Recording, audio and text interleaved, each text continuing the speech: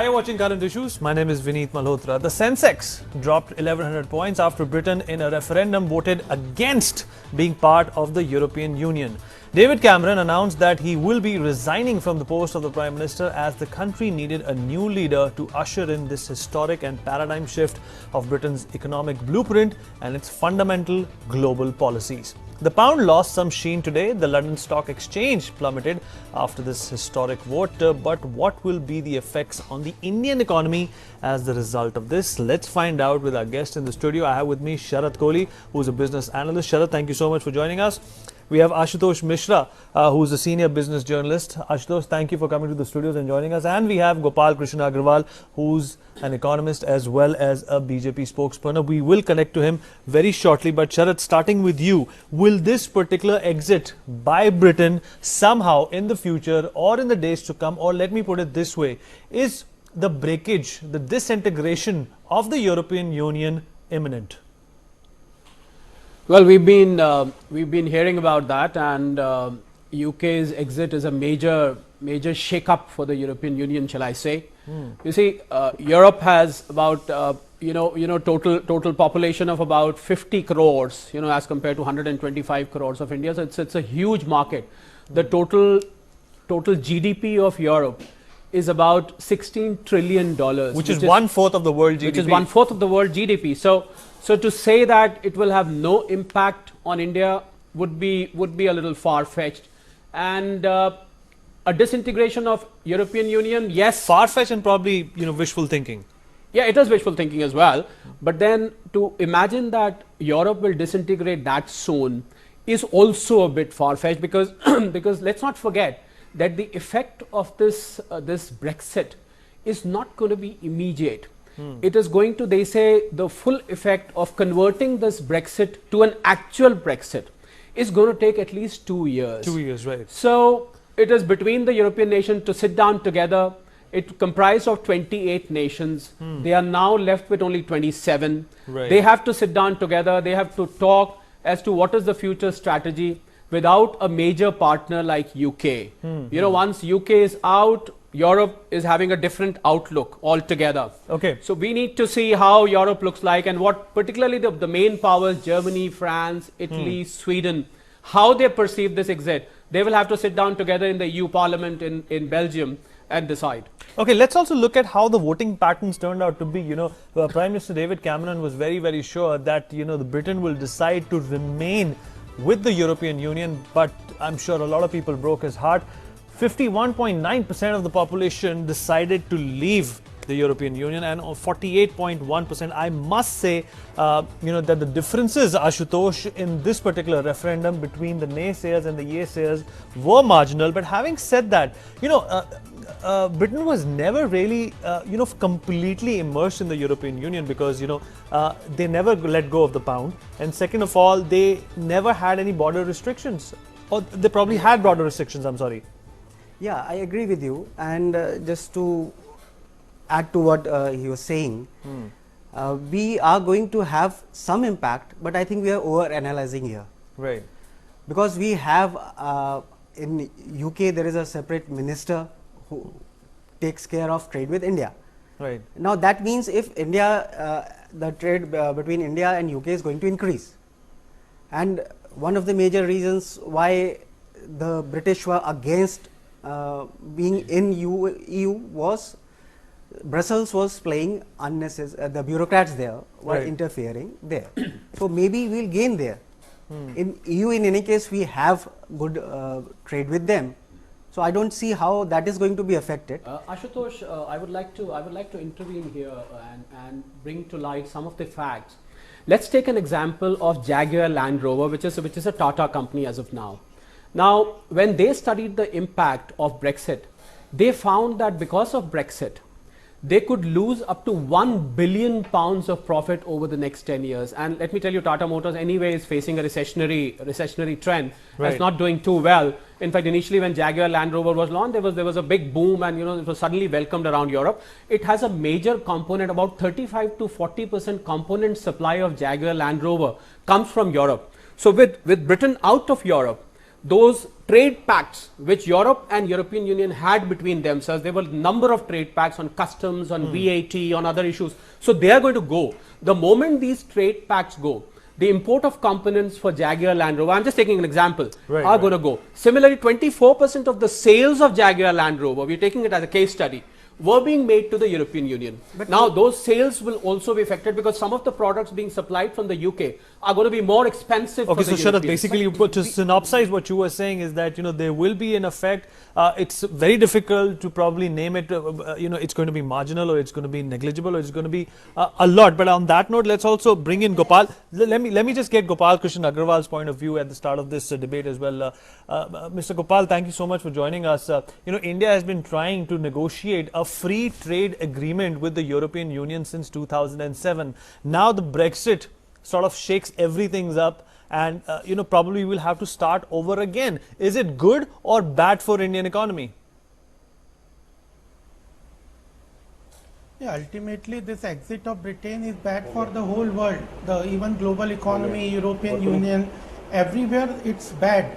But the question is that it is similarly it is bad for India also, and therefore we have seen that sudden volatility and turmoil in Indian stock market and even the currency market. There was a turmoil and there is apprehension everywhere. So that is one part of it, and that is very clear that nobody expected this to happen, and people were expecting that Britain will remain with the European Union. So there will be repercussions, serious repercussions everywhere, and that is we can see from the statement of all people.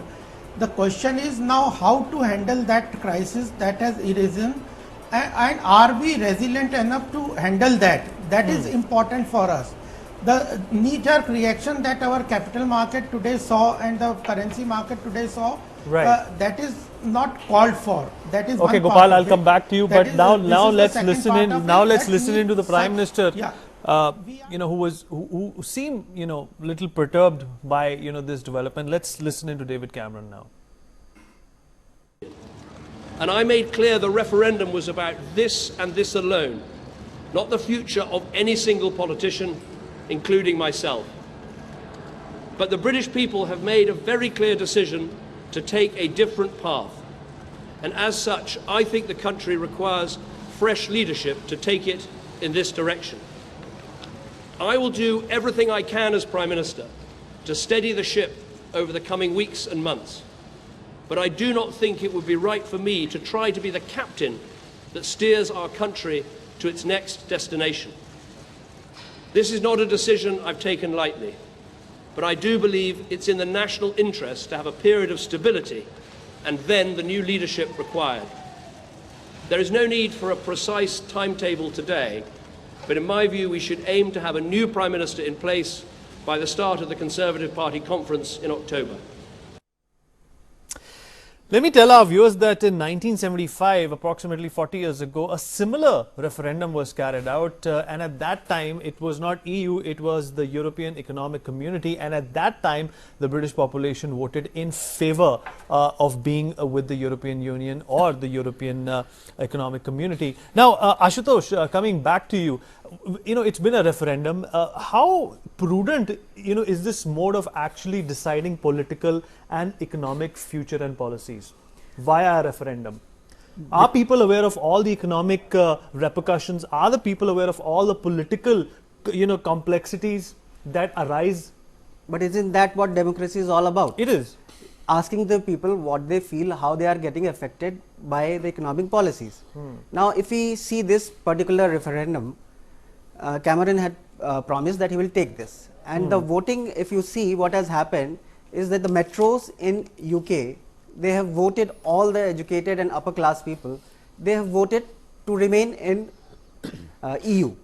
It is the Aam Aadmi of England who has voted against it. So it's please don't say Aam Aadmi. We might have a party by a similar name in UK common as well. Man. Okay, the common man. So it's like what happened in India when the Atal Bihari Vajpayee government was there. They had this thing that India is shining and everything is fine, and then suddenly they were jolted and they realized that the common man is actually not happy. That's exactly what has happened in England also. Okay, so what basically, in a sense, you're trying to say, and Sharad, this probably is for you, that the people of Britain felt that the EU, there was something wrong with the EU. It was undemocratic. It was probably turning into a bully, and the xenophobia which has gripped Europe in the last few years is probably another reason why this policy gained momentum. No, there were two major reasons for Boris Johnson and Nigel Farage, who was the Boris Johnson was the former mayor of London, and Nigel Farage is the president of the Independent Party. There were two major reasons why Brexit campaign was picked up. One reason was that people from the poorer European nations, Eastern European nations like Poland, like Romania, like Slovenia, like Slovakia, they were freely moving into UK. And you could, every time you traveled to UK, you found there were more and more non-Brit people moving around who used to exactly look the same actually. Unless you talk to them, you never come to know. So they were taking away the jobs which the so-called Aam Aadmi, as Ashutosh says, the jobs actually belonged to the people who were belonging to the non-metros. That was the trend before these people immigrated to UK. So these jobs suddenly found new takers who were willing to take up the jobs at lesser salaries. So the Aam Aadmi or the non-metro people, they found that our jobs are being lost, which is the reason they voted for Brexit. The second important reason was that these two people, we have to go into the politics very briefly, Boris Johnson and Nigel Farage, they let the cat out of the bag. And the cat was that UK was contributing £5 billion every year to the European Union as a member, as a help, because it's a union, so you have to contribute something to remain a member to help the other members. So this was putting pressure on the coffers of United Kingdom. And because of that, austerity measures were implemented in UK, government salaries were cut down, government spendings were cut down, infrastructure investments were cut down. So you probably are hinting towards a possible split in the Conservative Party as well. Yes, there could be. You never know. There could be, because the other thing was the other thing is that United Kingdom was wondering, the common people, as Ashutosh rightly said, people in London and Scotland, they were primarily businessmen. So the businessmen were benefiting from Brexit because they were getting cheap salary, cheap labor, cheap staff members, whereas the people in the other smaller towns, their jobs were being taken away. So it's the anti-immigrant sentiment which probably Absolutely. led to That is the prime Brexit. reason. Okay, now let's listen into Jayant Sinha and see what he has to say about Brexit. तीन पहलू हैं इस विषय के। एक तो जो मैंने अभी आपको बताया कि मार्केट्स में एडजस्टमेंट होगा, और ये एडजस्टमेंट प्रोसेस आज काफ़ी कुछ हुआ है, रीसेटिंग एक्सपेक्टेशंस की हुई हैं, पर अगले मुझे लगता है 1-1.5 हफ्ते में ये चलता रहेगा। तो ये एक पहलू है जिस पे हम लोगों को ध्यान देना है, और जो ऑर्डरली एडजस्टमेंट प्रोसेस होना चाहिए और लिक्विडिटी का प्रावधान होना चाहिए वो होता रहेगा। ये पहली बात है। दूसरा पहलू ये है कि जो हमारी कई सारी कंपनीज़ हैं जो आज के समय यूके में अपना बेस बनाकर यूरोप में उनका बिजनेस चल रहा है, उनके ट्रेडिंग अरेंजमेंट्स हैं, उनके बिजनेस ऑपरेशंस हैं, उनको अब काफ़ी जल्दी से कुछ ना कुछ इस पे परिवर्तन लाना पड़ेगा और उनको सोचना पड़ेगा कि उनके ऑपरेशंस में क्या अब बदलाव ज़रूरी होगा, क्योंकि ट्रेडिंग रिलेशनशिप्स बदलने वाली हैं। तो ये दूसरा पहलू है। तीसरा पहलू ये है कि अब यूके के साथ और यूरोपियन यूनियन के साथ जो ट्रेडिंग अरेंजमेंट्स हैं उनके बारे में भी भारत को अब सोचना पड़ेगा, किस प्रकार से व्यापार की व्यवस्था हम लोगों को तय करनी है वो हम लोगों को देखना पड़ेगा। पर वो थोड़ा लॉन्गर टर्म, मीडियम टर्म का मामला है, ये कुछ दिनों चलेगा इन सब चीज़ों को तय करने के लिए, क्योंकि अभी पहले जो प्राथमिकता यूरोपियन यूनियन देने वाली है और यूके देने वाली है, वो आपस में जो उनके व्यापार की व्यवस्थाएं हैं उनको किस तरीके से बदला जाए। तो ये सब जो है ये एक लंबी प्रक्रिया होने वाली है। आपको मालूम है कि आर्टिकल 50 को इन्वोक करके 2 साल का ये एक प्रोसेस होता है, एक प्रक्रिया चलती है, तो वो मुझे लगता है कुछ दिनों चलने वाली है। Okay, so there will be effects on the Indian economy, and what those effects will be, we'll show you through a mode of a graphic. But before that, let's go back to Gopal Krishnan Agarwal and find out from him also that 800 companies, find their offices in Britain. How do you think they will be affected, Gopal? Actually, we have bilateral trade with UK, and then we have a trade with European Union. The problem these companies will face, those who were supplying with the base in UK supplying to European Union, they particularly will have problem. They will have to renegotiate, and other issues will be there. Definitely there are issues, but with globalization of our economy is more and more integrated with the European, American, all global economy, and these kind of shocks will definitely be there. Therefore, we need to open up. That the government is already taking steps like opening up of FDI, bringing up strong macroeconomic factors, building up strong reserves on foreign exchange, currency stability. All these are fiscal account deficit control. All these issues will in itself make a strong economy domestically. But we cannot say that these global shocks will not affect our economy. We need to have a resilience in our economy to meet those global challenges.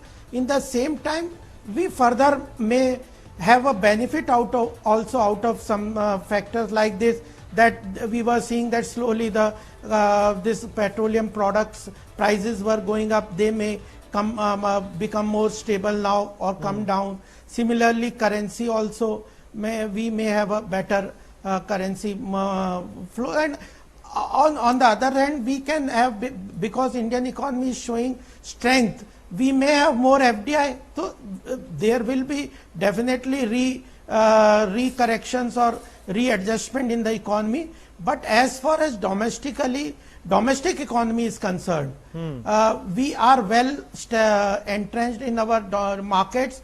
We have a stable currency. So I think domestically our economy. So in a sense, what you're saying, Gopal, is that currency markets, global currency markets, Ashutosh, and capital flows are two of the areas which definitely will be affected when we talk about an Indian interest or Indian point of view. How would you address that issue? Will it take a couple of years for that to even out, or are we going to see a knee-jerk reaction like we saw today? The Sensex plummeted by 1100 points. Even if you see today, when things started, people were expecting the market to drop by 7 to 8%. Ultimately, it dropped just 2%, just above that. Now, when we talk about dollar getting stronger, today itself, crude prices have fallen. So that balancing will always be there. Pound, we have gained against the pound if we have lost against the dollar. So this is something which will take some time.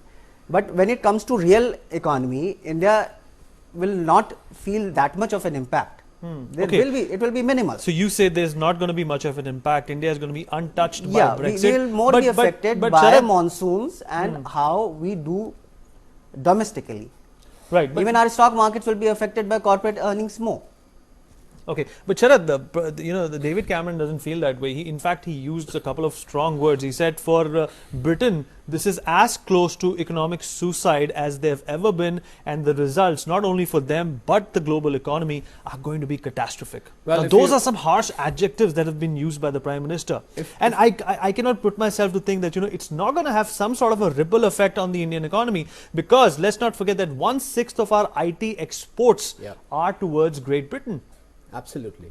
Can we really sit on this, incubate on this, that it's not going to matter? Let me first take the later portion of what you said. You see, what has happened is that the Indian IT companies having presence in Europe and UK, what they used to do is they used to use UK as a gateway, because that was an English speaking country. So there are other offices in Paris, Madrid, Frankfurt. They used to be kind of satellite offices, contact points, where UK used to be the main office. Now there were many pacts between EU and Britain, which were facilitating easy business between the two places. Pacts on VAT, pacts on import duties, pacts on other tariffs being levied on the businesses. Now, once the Brexit happens, these pacts will be gone, which means if a company from India who's got a European headquarter in UK can no more have a European headquarter in UK, it will have to have a separate headquarter in one of the European nations. Then coming down to Cameron's statement, I partly agree with this. What was happening in UK right now was because of this massive immigration coming from these poorer European nations, there was a pressure on the property market. In fact, property market was shooting and going through the roof so much that Britain had to impose certain taxes to curtail that shooting UK property market. So Cameron says the property market is going to deflate by 10%. There's going to be, it is going to sink into recession.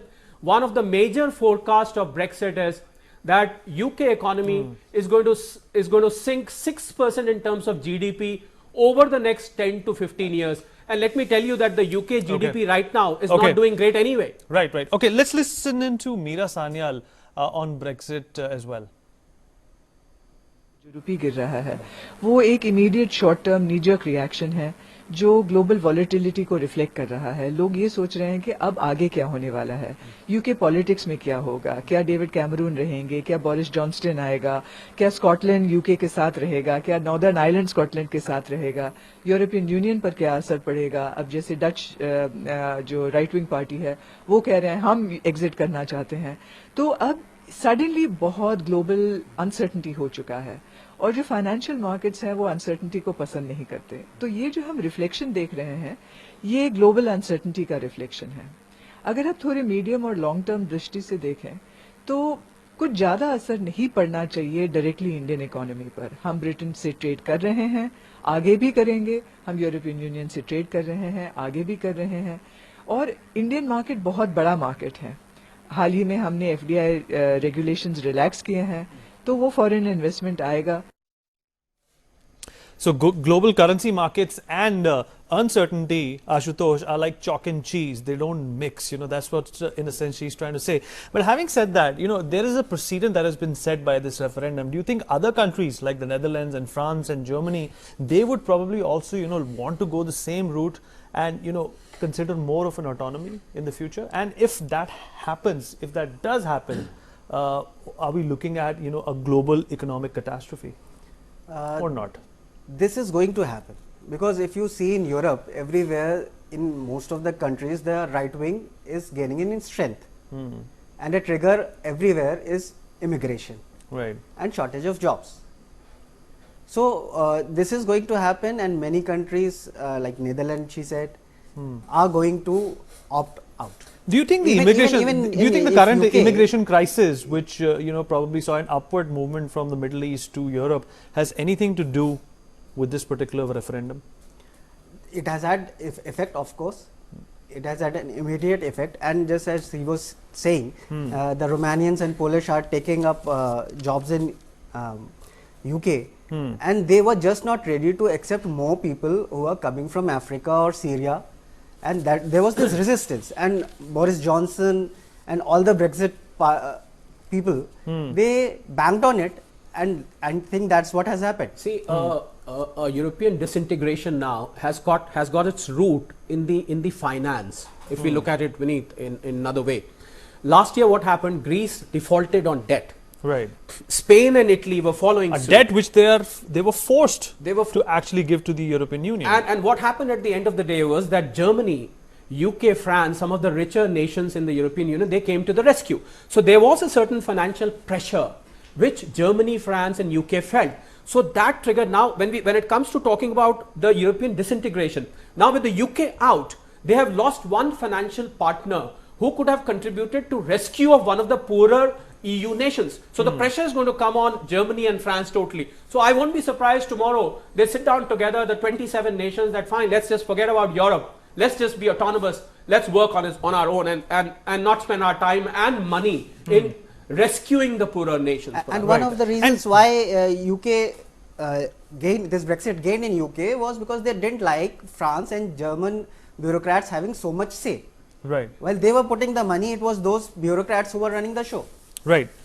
Okay, coming back to you, Gopal, we've been dabbling over the fact that, the effect on the Indian economy because of Brexit are going to be negligible. Some people are saying that it will have an effect, especially on the IT sector. Having said that, the results of this particular referendum are not legally binding. They have about a couple of years to put things into place. Do you think 2 years is more than enough time for things to even out, and whatever apprehensions that we have today about an economic crisis or the benefits of India not panning out, they will all subside within that matter, or would we need more time for the ripple effect to actually subside? Actually, the whole world will require some time to see the repercussion and this decision to get into the system, because ultimately I don't think it will much affect our economy, because we already have bilateral relations with UK and our trade is very good that way. And 2 years time, even as the leadership, UK leadership has said that this referendum, though it gives direction to what the people want, but it doesn't bind them to a particular decision. So still there will be further debates, and ultimately we have to, the world or European people have to decide whether this exit is beneficial to UK. If it is beneficial to UK, so how the economy, overall European Union economy will be that much affected in a negative sense. So ultimately that if the people of UK have decided that their economy will perform better, so we have a better relation with UK and our trade will not be affected. Ultimately these all issues, and further what it will have effect on United Kingdom. Similarly, other people will understand is it better to exit or of course, and you know, a lot of elements in the Conservative Party as well, so Sharad, all these things ultimately, a lot of elements in the Conservative Party, Sharad, also felt that, you know, the EU was not undemocratic, but in effect it was anti-democratic. A lot of Britons did not understand the way it worked, who were the bureaucrats who were levying all these taxes, what were their faces like, did they know anything about the economy, did they know anything about the demographics, and that's become one of the big reasons that the EU was looked or frowned upon. Do you think, you know, if such a sentiment disseminates all throughout Europe, then we actually have a big problem, a very unstable Europe coming up ahead? See, what the Conservatives felt was that a segment of Conservatives, shall I say, right, what they felt was that especially in the European Union, what they felt was that UK is by not being a full-fledged member of the European Union, is trying to dictate terms. Right. So there was constantly in Brussels, every time the EU Parliament used to sit down, this was an issue that why can't UK, which was not a full-fledged member anyway, why can't it be a full-fledged member? Why can't it participate? Why can't it have full mercy with the people of European Union? Why can't it wholeheartedly be with the European Union? So I'll give a statement of Nigel Farage, who's the member of Independent Party, president of Independent Party. We don't have much time, Sharad. So he said, this is a victory of real people, victory of ordinary people, and victory of decent people. Okay. And I would say that this is a divorce where the alimony is being paid by the United Kingdom and the rest of the world. That's a very good analogy. And on that note, Sharad, thank you so much for joining us on this show. Ashutosh and Gopal, thank you for sparing time and coming on to the show. What happens in the future with Brexit? Well, it's a question of time, and we will find out what happens in Britain and the remaining of Europe. That's all we have on the show. We'll see you tomorrow. Take care.